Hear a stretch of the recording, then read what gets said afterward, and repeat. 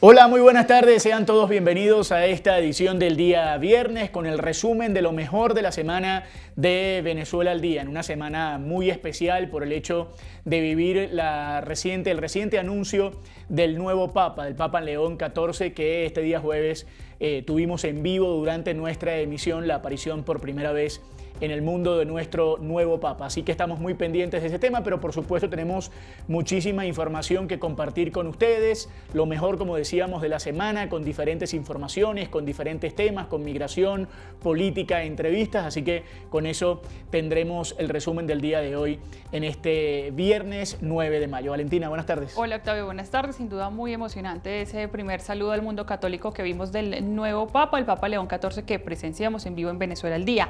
Pero siguen siendo noticia también la política en Venezuela. Por supuesto, vamos a revivir la entrevista que tuvimos con Juan Requesens con esa candidatura a la gobernación de Miranda y esa insistencia sobre todo de participar en las elecciones regionales. Pero también hablaremos de varios temas políticos, de cómo sigue representando, cuál es el poder o la presencia que hoy tiene la oposición en Venezuela, y también de la migración. Se siguen moviendo los venezolanos, ya sea que han regresado o que tienen diferentes planes de irse a otras partes del mundo, o también de llevarse consigo a sus familias, a quienes ya están fuera del país, y por supuesto estaremos hablando de este tema. Por supuesto, con todo el equipo de trabajo, Santiago Martínez, Valentina Herrera y quien les habla, Octavio Sazo, y todo el equipo de producción que ya está preparado. Comenzamos con lo mejor de la semana de Venezuela al día. Como ya lo anunció en algunos casos Nicolás Maduro, y que hace parte también entonces otras voces, que esperamos pronto tener comunicación de nuevo con Juan para hablar precisamente de lo que ha significado en estas semanas ya y pocos días que faltan para las elecciones regionales, esos momentos de campaña, esos momentos sobre todo de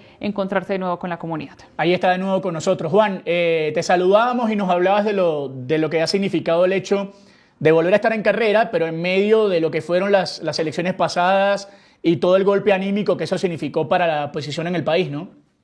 No, te decía que es muy duro porque nosotros no deberíamos estar en lo que estamos en este contexto. O sea, nosotros el 28 nos arrebataron las ganas que teníamos y a la fuerza nos trataron de convencer de que aquí no hay más nada que hacer. Pero lo cierto es que para nosotros es indispensable salir a recuperar lo nuestro, salir a pelear nuestro país. Yo sé, porque estoy en la calle, de la desmotivación, de la frustración, de la rabia de nuestra gente, pero también sé de la lucha, de la convicción y sobre todo el compromiso que tienen los venezolanos con su gente, con nuestro país, con su día a día, con su familia. Para mí es un orgullo poder liderar, para mí es un orgullo poder estar al frente, para mí es un orgullo poder luchar, pero también es doloroso, pan, es doloroso porque tenemos hermanos presos, es doloroso porque hay gente que se fue, es doloroso porque hay gente que la mataron ahí, es doloroso porque hay gente que no está. Y bueno, el compromiso es por ellos y por todo. Juan, hablando de doloroso, y quiero empezar esta entrevista y obviamente agradeciéndote la posibilidad de que estés con nosotros y de poder hablar contigo. ¿Cómo es ser un preso político en Venezuela? Digamos, ¿cómo le describirías a la gente que está fuera del país, que evidentemente conoce el panorama, pero que no vivió eso que tú viviste de cerca, de tan de cerca? ¿Cómo es ser un preso político hoy en ese país? Hermano, es duro porque cuando estás allá adentro, te sientes como nos sentimos muchos que ahora estamos afuera, que no hay nada que hacer, que ya no vale la pena luchar, que no vale la pena resistir. Y bueno, no te quiero hablar de las condiciones adentro, ¿no? Pero lo que viven los hermanos que todavía siguen allí, lo que viven los hermanos que agarraron después del 28, es tétrico. No hay derecho para que hermanos estén pasando por eso, ni para que nadie haya pasado por eso. Por eso para mí la causa de los presos políticos es una prioridad, es un tema de urgencia nacional. Nosotros tenemos que sacar a los presos políticos y tenemos que luchar para poder conquistar la libertad de todos. Es que te lo digo y pega porque los recuerdo, los pienso, los siento. Yo creo que nosotros tenemos que hacer de eso una prioridad. Nosotros tenemos que luchar por nuestra gente y por nuestro país, pero los presos políticos son una urgencia nacional. Juan, yo quiero ver un poco el tema de la campaña y por estas elecciones que faltan justamente apenas 20 días, una campaña que lleva ya casi una semana. Y tú conversabas en estos días y te escuchan unas declaraciones y también a varios voceros de la oposición que llaman a votar, que hay un tema con la abstención y un poco también con las personas que no creen en el voto, que no creen en el CNE. ¿Tú crees que ese es el principal enemigo, por poner algún nombre, a vencer en esta elección, al menos de tu parte, para poder optar por la gobernación de Miranda? Esa pregunta me la hicieron hace un par de días y yo le respondía que la abstención no es mi enemigo, porque las personas, la mayoría de las personas que no quieren votar son personas que votarían por mí y votan por la oposición y que votaron por el mundo como yo. Yo entiendo la frustración, la rabia. Hay diferencias de criterio en los líderes políticos sobre la participación, pero por eso para mí lo más importante fue haber salido al encuentro de todos. Poder salir allí con la gente, darle la cara, hablarle, motivarle, volver a sembrar esa esperanza y esa expectativa de que podemos cambiar, pero sobre todo motivarlos a resistir con coraje y con mucha convicción, porque los venezolanos somos eso, pana, somos testimonio de lucha, somos testimonio de resistencia, somos una gente que aún en las peores dificultades y en las situaciones más duras avanzamos, sonreímos, luchamos, peleamos, nosotros defendemos lo nuestro y por eso un poco el lema, ¿no? No es solo yo me niego a rendirme, se trata de no dejar que estos tipos se agarren todo porque se lo quieren agarrar todo para ellos y no vale, Venezuela es de todos y esto lo reconstruimos entre todos. Y bueno, por ahí va la razón por la que yo quiero votar y la razón por la que me postulé, porque yo mientras pueda voy a luchar para que no nos arrebaten o no nos quiten nuestro país por completo. Yo creo que la gente vale la pena. Los venezolanos merecemos luchar por nosotros mismos y los líderes políticos debemos hacerlo. Sí, Juan, en medio, digamos, de esa lucha, de ese reencuentro con la comunidad, ¿cuál ha sido ese mensaje para tratar de recuperar la confianza, no solo en el voto como esa base del ejercicio de la democracia, sino también en las instituciones? Y es que finalmente quienes organizan, por ejemplo, esas elecciones regionales son las mismas entidades que evidentemente se robaron las elecciones en julio pasado. ¿Cómo volver a confiar en eso o cómo hacerle creer a la gente que sí vale la pena salir a votar este 25 de mayo y seguir acompañando a estos diferentes líderes políticos? Es que nosotros le hemos dicho a la gente que aquí no se trata de confiar en el CNE, se trata de confiar en lo de uno, en las convicciones de uno, en las razones de uno, en las motivaciones de uno, en las creencias de uno, en las convicciones de uno. Yo no voto porque crea en el CNE, ni voto porque crea que esto está bien, yo voto porque protesto, porque exijo, porque lucho, porque puedo. Y mientras pueda, pues voy a aprovechar cualquier milímetro para pelear este país, para defenderlo, para salir a hacer lo que tenga que hacer por él y por su gente. Y por eso cuando me dicen, Juan, ¿qué nos asegura? No, nada nos asegura. Lo que yo sí le puedo asegurar a la gente es que en mi caso y en el de muchos compañeros más que son candidatos, la vamos a luchar con todo. Y vamos a estar allí al frente de esto peleando, defendiendo nuestra expresión y buscando reconquistar lo que nos pertenece. Por eso, este 25 de mayo hay que decirle al mundo que seguimos vivos, que estamos aquí, y que nos expresamos y que creemos. Juan, obviamente tú eres un sinónimo de lucha, evidentemente, porque podrías, después de todo lo que ha pasado, estar en tu casa y dedicarte a otra cosa y ni siquiera meterte a participar en esto. Pero también hay que entender que hay mucha gente que está frustrada, decepcionada, dolida por todo lo que ha pasado y porque además, más allá de que no sea evidentemente creer en el CNE, pues hay gente que entiende que por más de que uno salga a votar, no va a haber manera de vencer a ese, digamos, a todo ese panorama que hay establecido. Entonces, ¿cómo haces para que la gente te acompañe otra vez en la ilusión de salir a votar sabiendo que los jueces son exactamente los mismos? ¿Me puedes repetir la pregunta, porfa? Sí, te decía que más allá de todo esto, de no creer en el CNE, de eso que estás diciendo de creer en uno mismo, en las votaciones, en el empuje, en seguir peleando, ¿Cómo haces para que la gente que está frustrada, decepcionada, que se ha visto nuevamente con este golpe reciente, digamos, pueda salir a votar mientras que los jueces son los mismos? Es decir, ¿qué garantía hay de que no vuelva a pasar lo mismo y que la gente no vuelva a decepcionarse igual? No, no hay garantía, pana, pero mira, si votamos, podemos ganar o puede volver a pasar lo mismo. Pero de lo que sí no tengo duda es que si no hacemos nada, seguro no va a pasar nada. Hermano, si este 25 nosotros logramos movilizar a nuestra gente, motivarla, articularla, ponerla allí en los centros de votación como pasó el 28, movilizar la esperanza y la expectativa de todos por un país mejor y por ese cambio que nos arrebataron, yo creo que nosotros no solo demostraremos que estamos aquí, que seguimos creyendo, sino que vamos a poder conquistar cosas, mover el tablero, avanzar, disrumpir, convencer a aquellos que hoy no están convencidos que esto puede cambiar, de que sí es posible y de que hay que lucharla. Mira, ser venezolano es muy difícil porque es luchar día a día contra un montón de obstáculos afuera o adentro que nosotros no nos imaginábamos que íbamos a tener en nuestra vida, pero aún así salimos, la peleamos, la luchamos, la trabajamos sobre todo. Hoy tenemos esa misma oportunidad y votar es eso.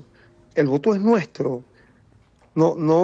Mientras lo tengamos allí para ejercerlo, yo creo que vale la pena hacerlo por nuestra gente.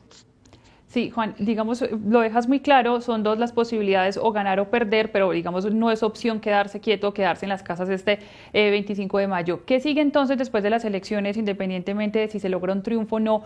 ¿Cuál va a ser esa lucha que se va a mantener a propósito, digamos, de esta movilización que se está haciendo, no solo de cara a las elecciones regionales que están a la vuelta de la esquina, sino qué sigue entonces? ¿Cuáles van a ser las prioridades entonces en medio de este movimiento que se está, digamos, como reactivando una vez más? Bueno, primero, si nosotros logramos movilizar al electorado y ganar esas elecciones, cobrar nuestras elecciones y tener a los gobernadores y a los diputados, bueno, la primera lucha, como ya lo dije, tiene que ser para la liberación de los presos. Nosotros tenemos que generar un espacio de encuentro para poder lograr la liberación de nuestros hermanos. Lo segundo, salir al paso en la defensa del Estado de Derecho y del sistema republicano de representación como lo conocemos, porque sabemos qué es lo que quiere el gobierno. El gobierno quiere acabar con todo, quiere acabar con las alcaldías, quiere reformar la Constitución. Y los gobernadores, los diputados, los legisladores regionales, pues tendremos la responsabilidad de salir a pelear y defender y ser un obstáculo y garante de la defensa de la Constitución que está tan pisoteada. Y lo tercero, salir al reencuentro de nuestra gente y de la dirigencia política. Yo creo que luego del 25 de mayo hay una responsabilidad importante para convencer a nuestra gente que este es el camino de la movilización, que el camino es el reencuentro, que el camino es la lucha, que el camino es el testimonio, pero también convencer a los dirigentes políticos de todas las organizaciones políticas del país que debemos dialogar, hablar, construir, sumar y multiplicar.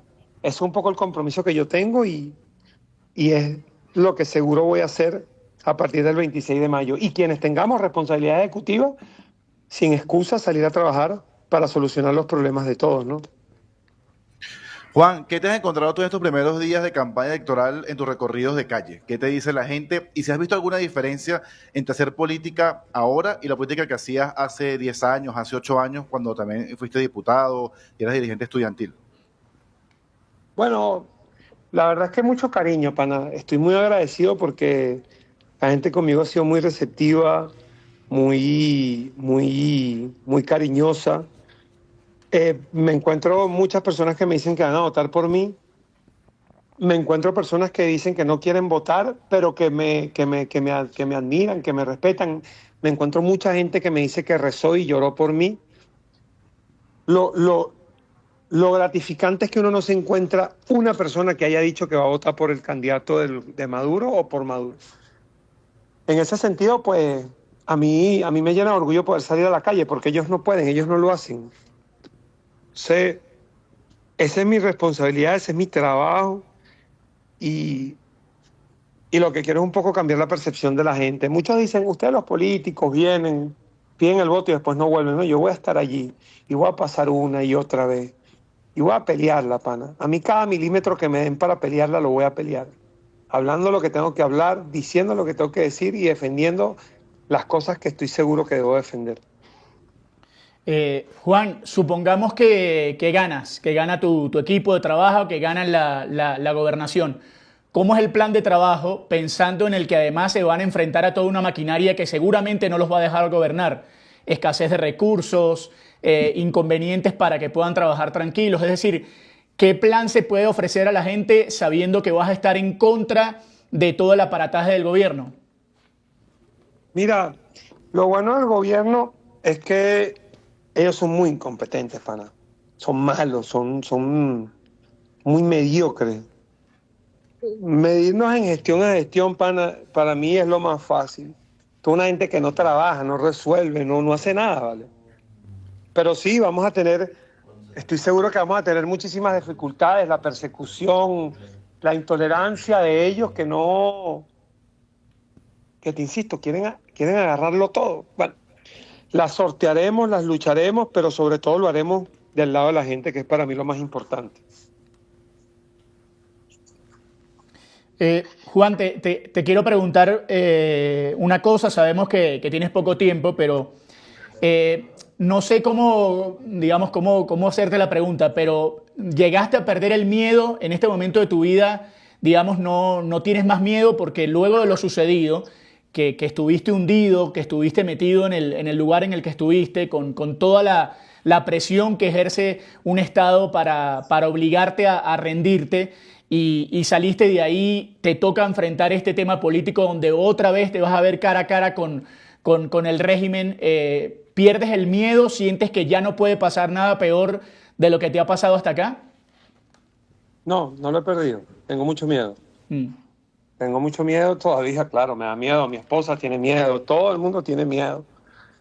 Pero esto no va de no tener miedo, ¿no? Esto va de defender lo que es de uno. Así sea con miedo. Más miedo me da irme, pana. Más miedo me da no lucharla. Más miedo me da sentir que no aporto. No es que prefiera estar preso o que me hagan daño.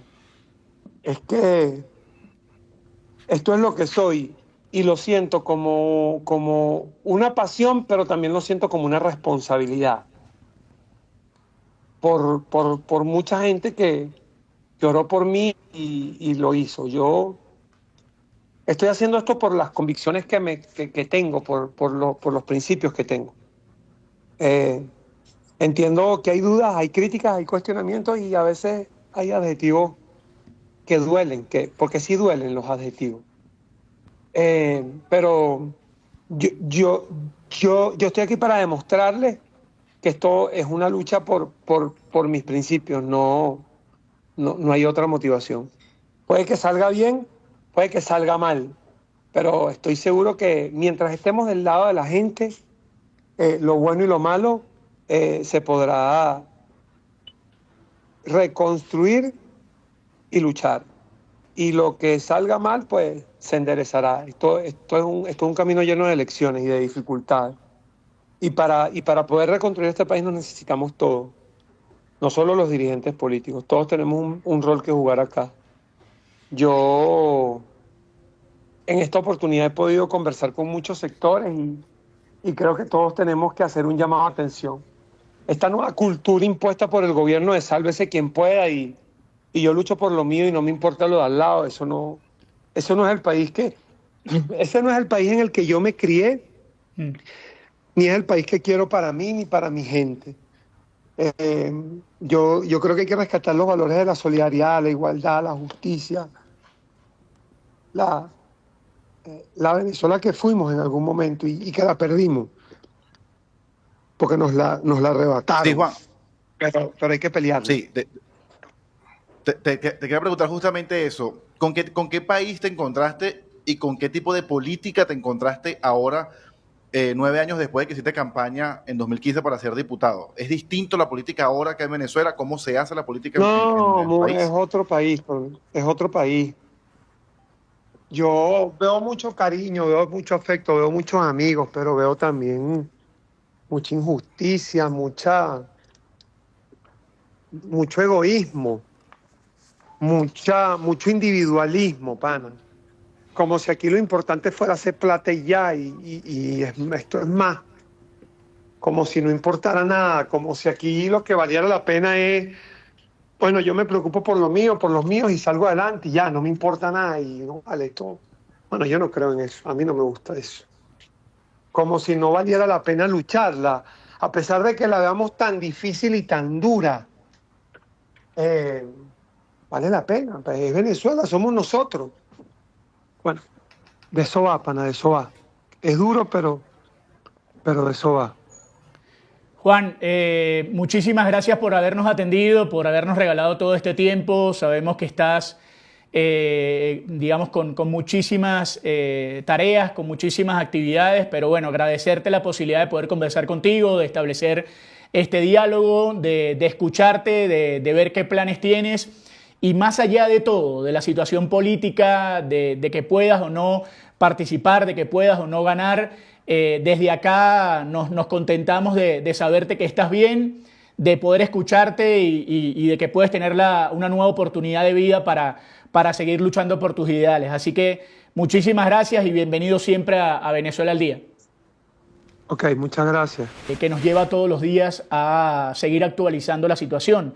Y en principio le vamos a preguntar a él con el saludo y las buenas tardes sobre este tema. Tomás, bienvenido al programa, ¿cómo le va?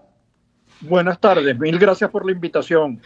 No, el gusto es nuestro, Tomás, y en principio estamos viendo una serie de estudios, serie de estadísticas que siguen indicando que el gran porcentaje de venezolanos que estamos en el extranjero, el gran porcentaje de venezolanos que viven fuera del país, siguen conociendo a gente que tiene la intención de emigrar, es decir, que al parecer este tema no va a parar en los próximos meses. Ustedes que son especialistas en este tema, que manejan todas las estadísticas, ¿cómo lo están viendo? Bueno, lo que tú dices, la diáspora sigue creciendo. En este momento acabamos de cerrar el mes de abril, 9.100.000 venezolanos en 1.500 municipios, 500 ciudades, 90 países. Sigue creciendo a través de Colombia, a través de Brasil, a través de Guyana, a través de Trinidad, las islas del Caribe. Sigue creciendo de manera significativa.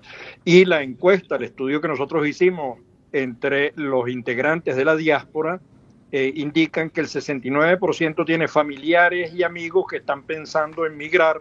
Ese dato es consistente con los hallazgos de encuestadoras en el país que revelan el crecimiento en la intención de emigrar, porque la situación del país lo que ha hecho es deteriorarse, ¿no? Entonces, sí, sigue creciendo. Sí, Tomás, más de 9 millones es sin duda una cifra bastante grande y como ustedes dicen, pues va a seguir creciendo y se va a seguir moviendo. En medio, digamos, de esas informaciones, de los análisis que ustedes hacen, hemos visto, por ejemplo, en algunos casos que esta nueva migración que se está dando, se habla de algo más planeado, algo, digamos, como con más orden o con más poder de decisión, no una migración casi que inmediata. ¿Qué han encontrado ustedes, digamos, de estas personas, si lo están planeando con tiempo, si están pensando en que sea una nueva migración en el corto o en el mediano plazo? ¿Qué han encontrado ustedes? Mira, desde principios de este cuarto de siglo, que es cuando se inicia el verdadero proceso migratorio, las migraciones previas fueron muy pequeñas, casi insignificantes. El 99% de la migración se ha producido en este cuarto de siglo. La gente comenzó con lo que llamaban el plan B, reforzado ahora con las redes que tiene fuera, digamos, padres que se están llevando a sus hijos, padres que se están, o madres que se están llevando a sus hijos, parejas que se están llevando a sus padres, porque hay redes. Entonces esas redes que se han fortalecido a lo largo de estos 25 años indican que el proceso de planificación y el proceso de toma de decisión es mucho más certero porque está llegando a personas y a organizaciones que conocen, que tienen información de requerimientos, perfiles, necesidades, obligaciones, papeles, etcétera, etcétera, ¿no? Entonces, sí, el proceso es más planificado en la medida en que además la gente sabe que la crisis venezolana se va a profundizar producto de las medidas que se han tomado. Bueno, solo la hiperinflación que está viviendo el país ha destruido el salario de los venezolanos, el peor de toda Latinoamérica, ¿no? Sí, Tomás, hace algunas semanas conversábamos con algunos analistas, también conocedores de este tema migratorio. Ellos nos comentaban que siempre, o en los últimos años, la razón para irse de Venezuela era económica, o tenía que ver con la economía personal o familiar de esa persona o de ese núcleo familiar. Pero nos dijeron que recientemente el tema político o razones políticas han subido pues como prioridad. En este estudio que ustedes tienen, las razones para irse son económicas, son políticas, es una combinación, es simplemente porque un familiar está afuera y está mejor, y yo como que mejor creo que estoy afuera. ¿Cuáles son las razones que esta migración, año 2025, impulsa al venezolano a irse del país? Toda migración es un proceso multifactorial, digamos, no se puede atribuir a una sola causa. Hay temas relacionados con servicios, hay temas relacionados con persecución política, hay temas relacionados con empleo, hay temas relacionados incluso con familia. El hecho de tener parte de la familia, los nietos o los hijos fuera, lleva a las personas a tomar decisiones. Es decir, decir que es solamente económico no es cierto. Nosotros en la investigación que hicimos, ya te estoy hablando del año 2014, y las que hemos hecho posteriormente en el primer estudio y hasta ahora único estudio global de la diáspora, indican que las razones son múltiples, desde el modelo político, pasando por la persecución, pasando por el servicio, el tema de la inseguridad que no se menciona, que es muy importante y es una de las razones que la gente exige cuando se le plantea la posibilidad de retornar. Dice, ¿qué requeriría? Dice que me garanticen el derecho más importante que es el derecho a la vida, ¿no? Entonces el tema de la seguridad tiene un peso también en la decisión. Tomás, en medio de esta circunstancia, también se ha dado en los últimos meses que empieza a volver gente, digamos, sea cual sea la razón. Ha regresado gente, digamos, por no estar bien en los lugares donde estaban, pero ha regresado también gente ahora con el tema de la deportación en los Estados Unidos. ¿Ustedes manejan, digamos, alguna cifra de lo que hace esta gente? ¿Pisa el país y trata de emigrar hacia otro lado? ¿O estas personas se están quedando nuevamente en Venezuela?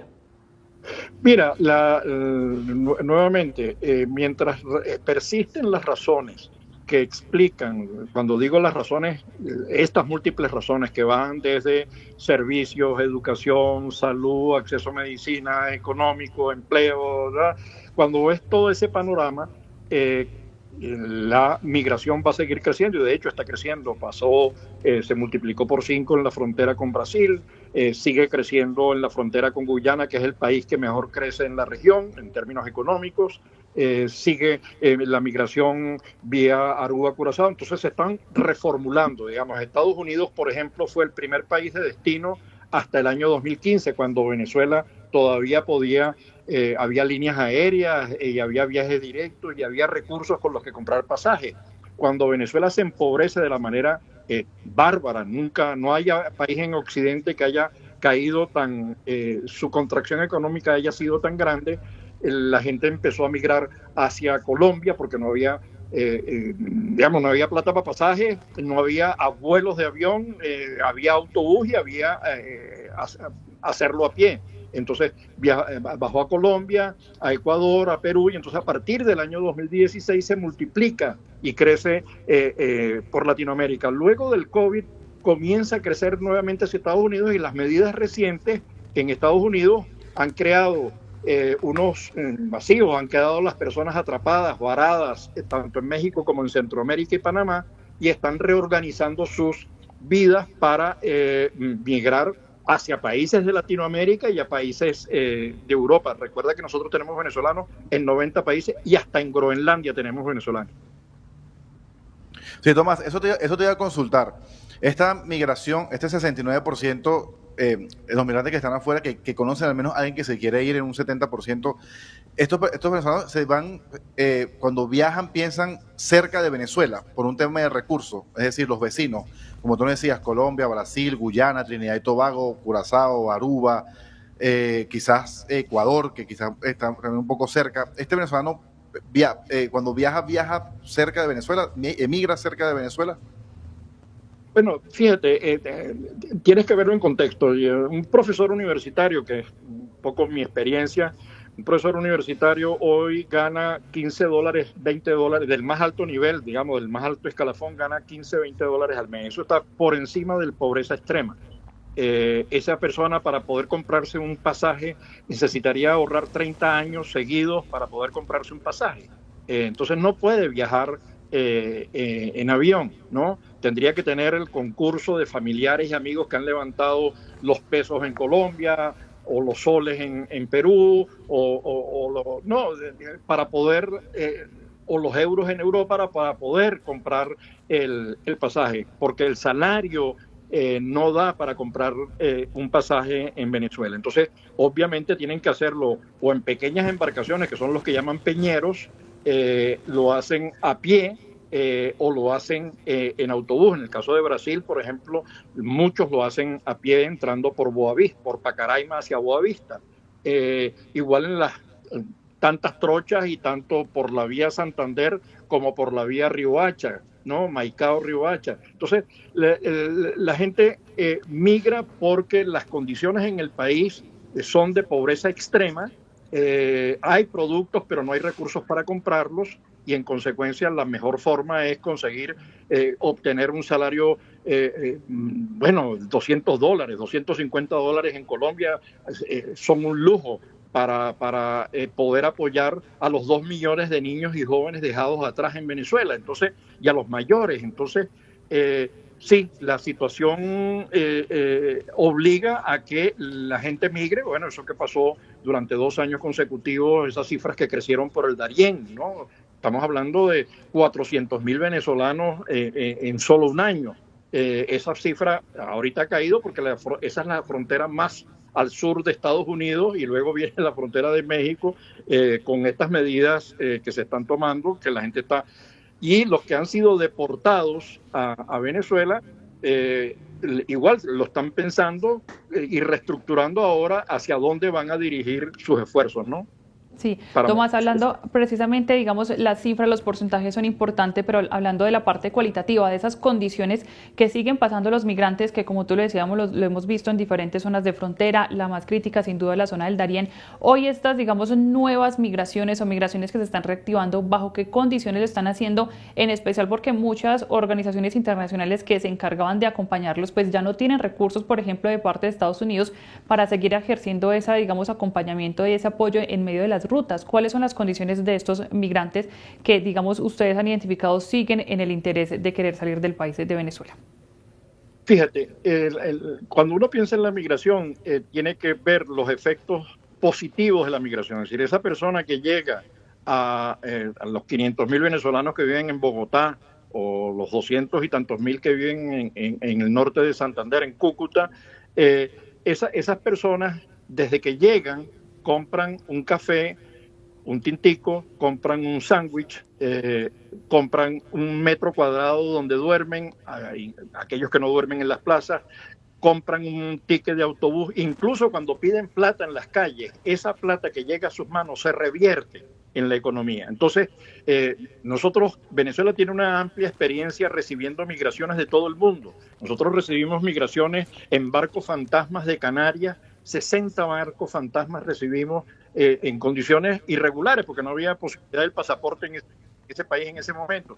Y Venezuela se hizo grande con esas migraciones, y esas migraciones se hicieron grandes también con Venezuela. Entonces, es un ganar-ganar. Gana el país de origen, gana el país de acogida y gana el migrante mismo. Entonces, pese a que la ayuda internacional, la cooperación de Estados Unidos representa entre el 35 y el 40% de los aportes a la cooperación internacional, la caída en esos recursos, Bueno, siempre van a aparecer posibilidades de construcción dentro de los países, los desarrollos que generan, los impactos positivos que están demostrados, que están cuantificados en Colombia, Panamá, República Dominicana, en el de Brasil, en Roraima, que es una región de desarrollo relativo menor. Los efectos de toda diáspora son irremediablemente positivos. Sí. Tomás, la estigmatización en algunos países de los venezolanos o de un grupo de venezolanos ha frenado esta migración en algún punto o hace que algunos se lo piensen dos veces antes de salir de Venezuela. No, mira, la estigmatización, la primera estigmatización es la que hace el gobierno de venezolano a su diáspora, ¿no? Los ha llamado tontos, los ha llamado armas bioterroristas, ha negado su existencia, que es el peor acto de xenofobia, desconocer la existencia del otro. Entonces, el venezolano que migra ya con la carga de la xenofobia del propio gobierno venezolano. Eso es lo primero. Luego hay países en los que puede haber personas, líderes, pero por ejemplo, el caso de Colombia, uno siente que con independencia de los distintos presidentes que ha habido en el país, todos han coincidido en acoger, y no es acoger cualquier cosa, digamos, es acoger a 3 millones de venezolanos. Cuando Alemania acogió a 1 millón de sirios, eso generó un problema político de hondo calado en Alemania. Colombia ha manejado esto, yo me quito el sombrero frente a lo que ha hecho Colombia, frente a lo que está haciendo Brasil, frente a lo que hace Ecuador. Latinoamérica tiene que reivindicar el papel que está jugando, no solamente en la acogida de la diáspora venezolana, sino de otras diásporas. Entonces, hoy, por ejemplo, dirigirse a Estados Unidos va a ser muy complicado, pero Estados Unidos pronto va a reconocer la necesidad de tener muchos migrantes, porque si Estados Unidos quiere seguir creciendo, va a necesitar mucha mano de obra de todo tipo. Y la diáspora venezolana, por cierto, en el caso de Estados Unidos, es de las que tiene el más alto nivel de información académica, ¿no? Pero la gente cuando sale muestra el grado de autonomía, muestra el grado de emprendimiento. Los mexicanos que salieron, los colombianos que salieron, los argentinos que salieron y ahora los venezolanos que salen, están jugándose ellos, digamos, están quemando naves y están asumiendo que ellos son capaces de hacer las cosas si se crean las condiciones, digamos, si existen las condiciones para hacerlo. No están pidiendo nada, están dando. La diáspora siempre da más de lo que recibe. Estamos conversando con Tomás Páez Bravo del Observatorio de la Diáspora Venezolana. Tomás, hay un número escandaloso de gente fuera de Venezuela, ese número que usted nos daba, casi 10 millones de personas, la cantidad de gente que sigue moviéndose para ser parte de la diáspora. ¿Ustedes creen que podemos estar cerca de percibir una ola mayor a la gente que ya ha salido del país? Es decir, que esto continúe de tal manera en que dentro de muy pronto este número sea realmente mucho más grande de lo que hoy es? Mira, yo lo que te puedo decir con cautela. Yo no me imaginé cuando nosotros comenzamos este trabajo que está ahorita, estamos presentando el libro de estrategia de gobernanza de la diáspora. Nos hemos sentado con la OIT, con la UNESCO, porque esta es una tremenda oportunidad para impulsar el proceso de integración regional.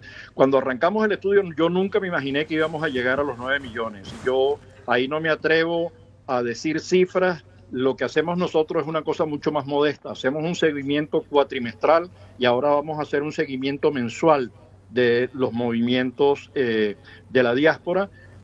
Lo que sí sabemos es que en el último informe que acabamos de presentar en abril, lo presentábamos cuatrimestralmente, con respecto al último informe de diciembre, la diáspora sigue creciendo. Digamos, esa es una constatación, va a seguir creciendo a un ritmo. No podría decirte cualquier cosa que te diga allí, es especulación, y yo prefiero más bien hacer ese seguimiento, hablar con datos, y los datos siempre van detrás de la realidad, ¿no? Si yo descubrí cuando estábamos trabajando con el tema con los datos, que me llaman de Mato Grosso do Sul, que estaban entrando 300 venezolanos día a Mato Grosso do Sul, ¿no? En el centro sur de Brasil.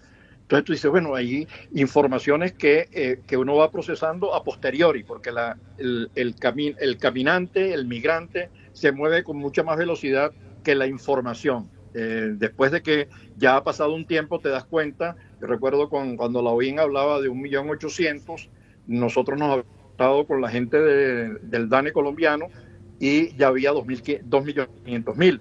Entonces, la diáspora se mueve a un ritmo distinto, a una velocidad distinta a la del dato. Entonces, no me atrevo a decirte cómo va a crecer, lo que sí constatamos es que sigue creciendo.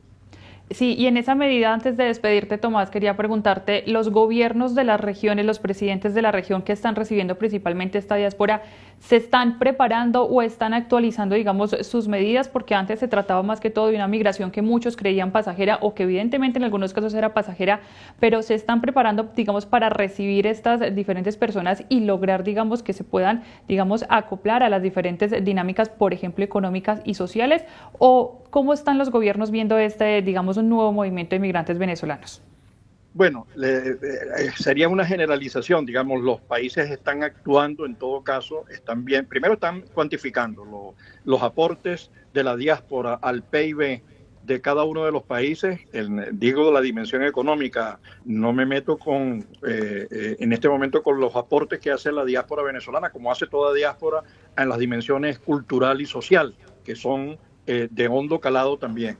Pero los países se están preparando, algunos con medidas restrictivas o más restrictivas, otros viendo cómo aprovechan, cómo no desaprovechan ese capital humano, que no es solamente formación académica, es un capital humano que trabaja, que quiere trabajar, que lo que necesita es condiciones de regularización que les permitan desarrollar y contribuir al desarrollo de los países y comunidades de acogida. La gente no migra a países, sino a comunidades. Entonces, por ejemplo, el programa de Brasil con el programa de acogida, la política de acogida y el programa de interiorización ha hecho que hoy más de 700.000 venezolanos en Brasil se ubiquen en varios centenares de municipios y estén aportando al crecimiento, ya no solo de Roraima, que está creciendo, el aporte que ha hecho la diáspora venezolana, no solo la venezolana, también la haitiana. Entonces, la constatación de que la diáspora contribuye al crecimiento conduce a mejorar políticas y estrategias de integración y de aprovechamiento de ese capital. Pero sí, lo están haciendo. Tomás, muchísimas gracias. Nos ha quedado muy claro su versión, todo el tema que hay alrededor de la migración, del crecimiento de la diáspora. Ha sido realmente muy bueno escucharlo y muy didáctico para que la gente pueda entender cuál es la situación real de este tema. Un fuerte abrazo y de nuevo bienvenido. Mil gracias. Sí, hablando precisamente, digamos, de esas ventajas, como lo explicabas muy bien sobre esos porcentajes frente a la población que podría participar de acuerdo con estas proyecciones e encuestas. ¿Qué sigue después entonces? Porque sabemos que si bien ahí están concentradas muchas las fuerzas a que la gente vote o no vote en esas elecciones regionales que, como decimos siempre, ya están muy cerca, ¿qué va a seguir después para, digamos, esa campaña política, para esos diferentes movimientos que muchos se están reactivando de cara a estas elecciones regionales ante una eventual modificación o querer cambiar la Constitución? ¿Cómo se va a ver representado, digamos, este abstencionismo en esos diferentes otros procesos políticos que siguen para este 2025 en Venezuela?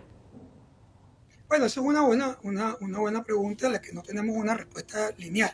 Lo que sabemos, básicamente, yo creo que es muy importante, es que la abstención en el pasado no ha sido muy útil para fortalecer la fuerza opositora. La oposición se ha fortalecido cuando ha participado en eventos electorales y ha mostrado su fuerza, incluso si esa elección no necesariamente refleja la matriz de preferencias o no refleja la votación, lo que sí refleja la fuerza, la capacidad de articulación, le ha permitido a la oposición mostrarse cuando ha estado.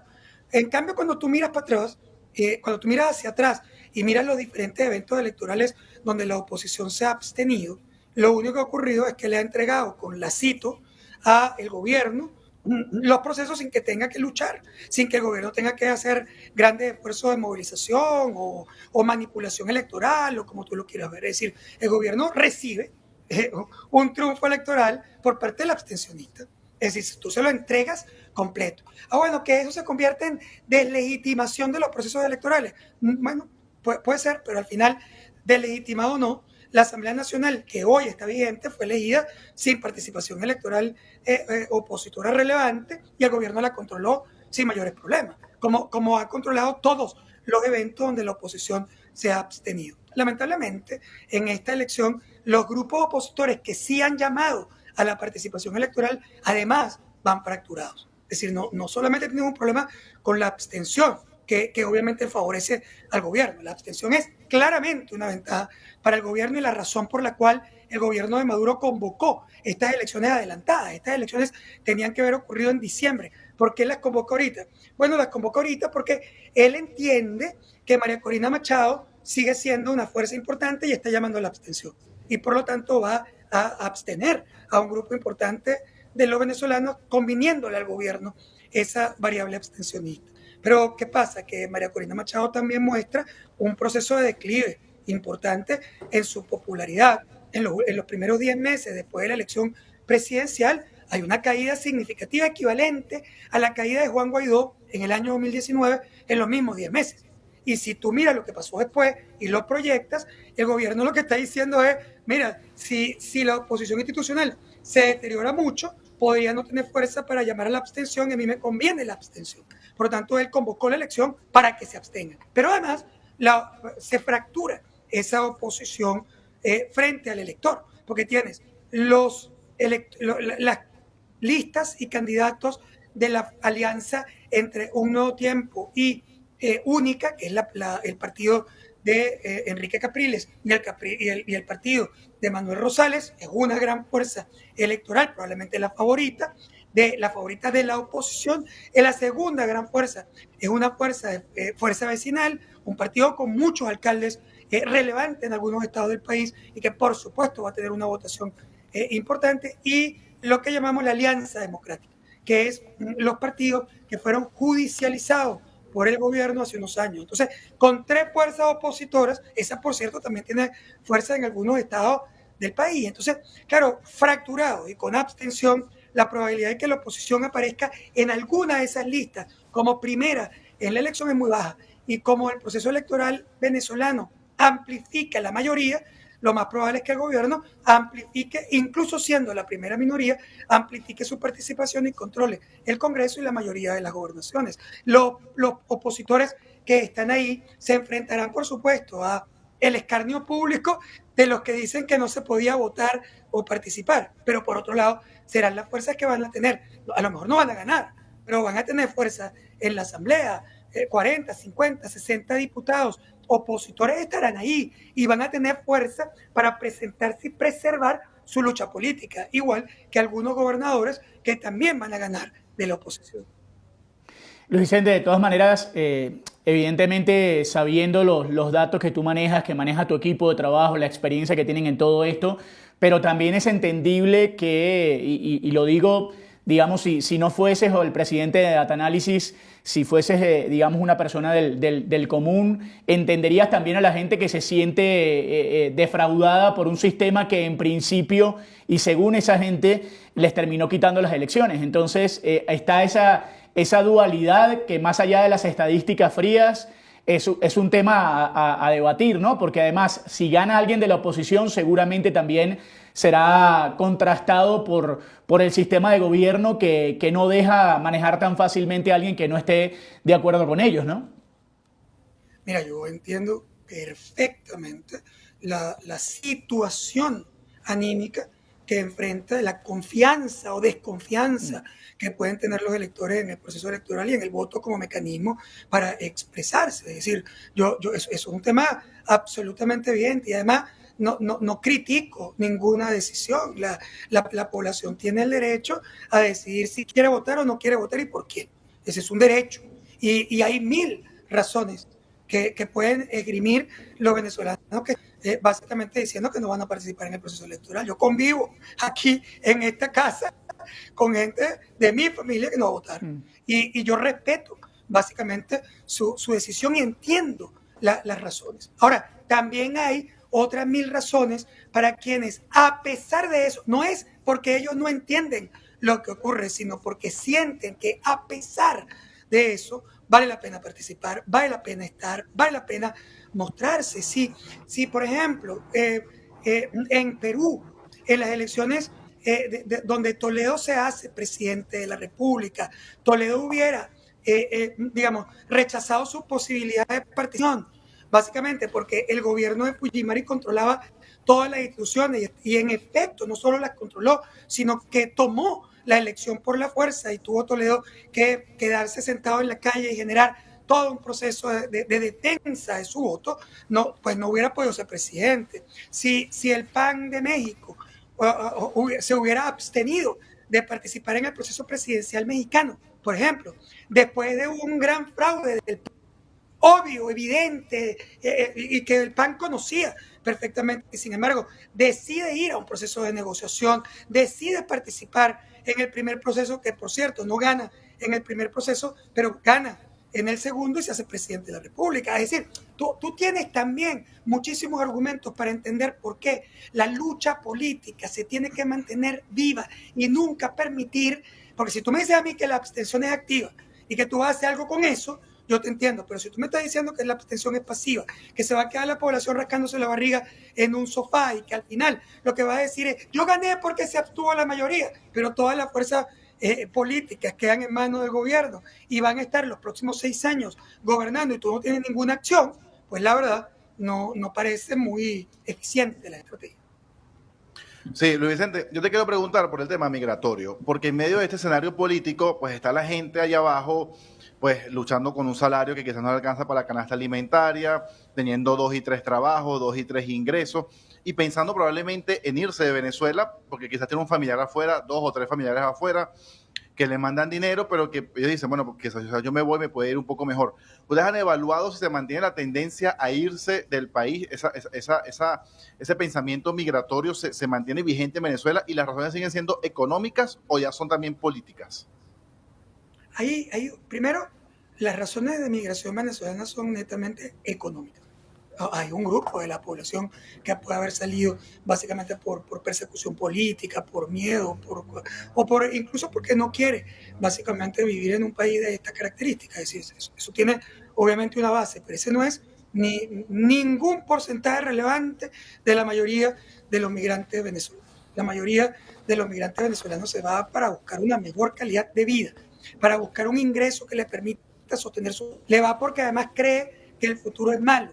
Es decir, que es malo en términos económicos, en términos de empleo, en términos del desarrollo de su profesión o de su negocio. Esas son las razones esgrimidas.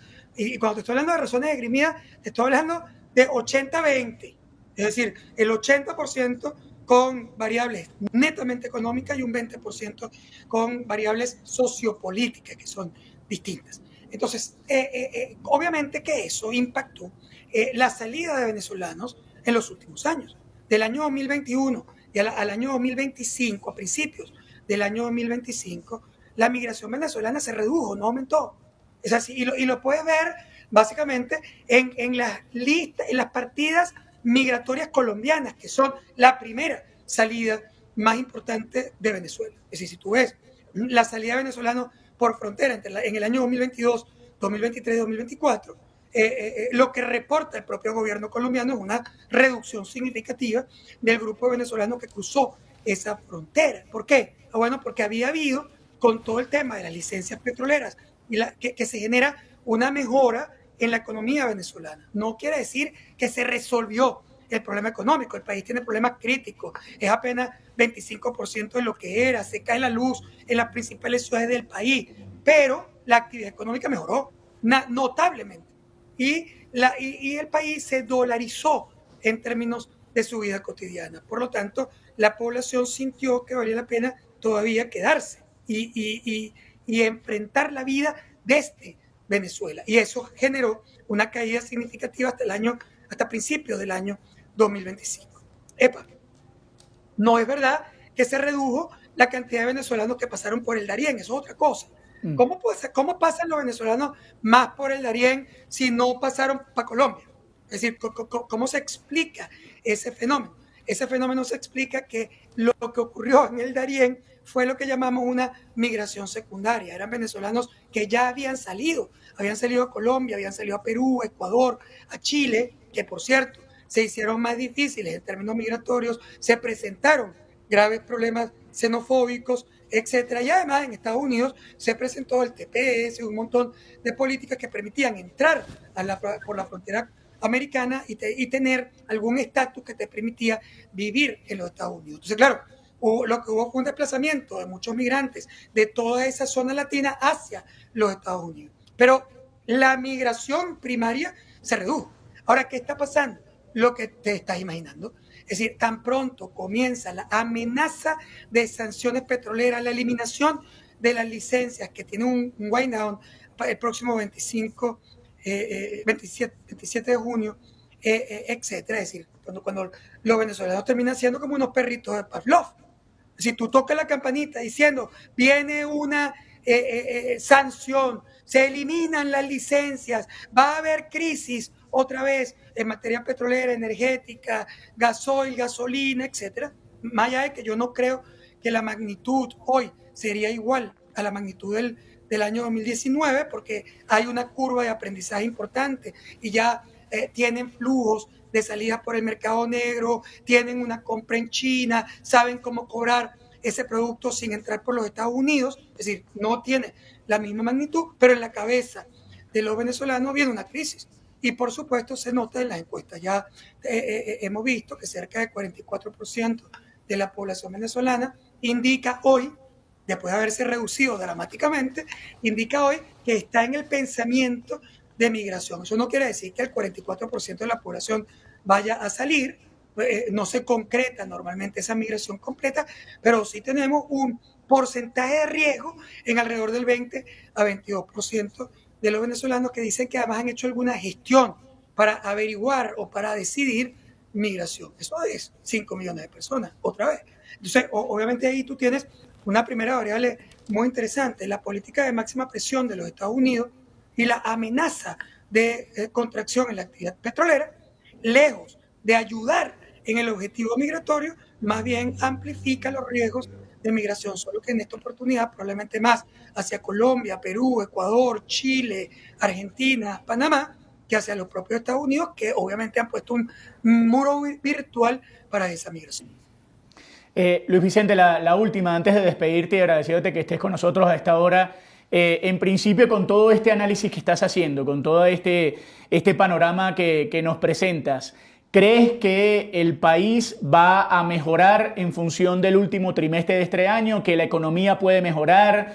¿Que la salud puede mejorar? Porque, es decir, nosotros venimos hablando en estos últimos meses de programa con gente que nos pinta un panorama catastrófico en el tema de la salud, en el tema de la economía, en el tema de las sanciones. ¿Cómo lo ves de tu parte, sabiendo todo esto que se presenta y en principio con la esperanza de que el venezolano que está dentro del país pueda entender cómo se le va a plantear la nación en los próximos meses?